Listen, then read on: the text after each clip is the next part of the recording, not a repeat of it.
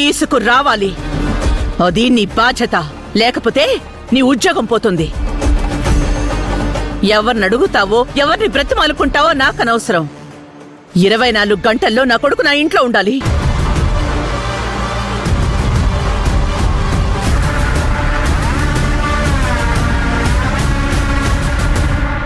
చూసారండి, మీరు దాన్ని ఎప్పుడు వెనకేసుకొస్తారుగా. పూజని మొదటి రాత్రిని ఆపడానికి అదెంతకి తెగించిందో చూశారుగా. మంజు అలా ఎన్నటికీ చేయదు. ఛీ!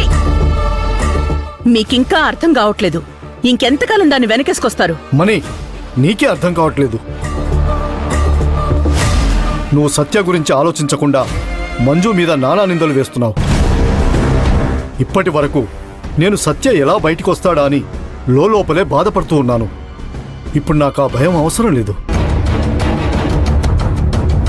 ఎందుకంటే సత్య కోసం వెళ్ళింది మంజు కాబట్టి ఇక నాకేం భయం లేదు. మంజు ఖచ్చితంగా సత్యాన్ని ఇంటికి తీసుకొస్తుంది. వాడు రాకపోవాలి. ఈ మణెమ్మ విశ్వరూపం ఆ మంజు చూస్తుంది. మణెమ్మ, మీలో మీరు గొడవ పడకండి. సత్యబాబుని బయటికి తీసుకురావడానికి నా వంతు ప్రయత్నం నేను చేస్తాను.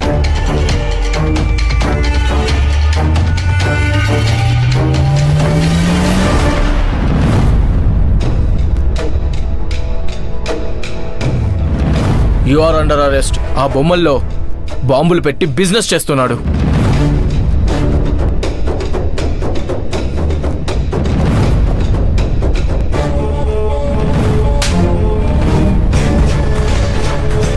అమ్మా, ఎట్టా ఉంది నా ప్లాను?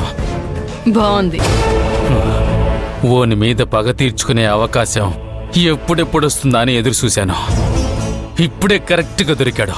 నువ్వు కొట్టిన దెబ్బకి ఇంట్లో వాళ్ళందరూ అల్లాడిపోయారా. వాళ్ళ మొహాల్లో నెత్తురు చుక్క లేదు.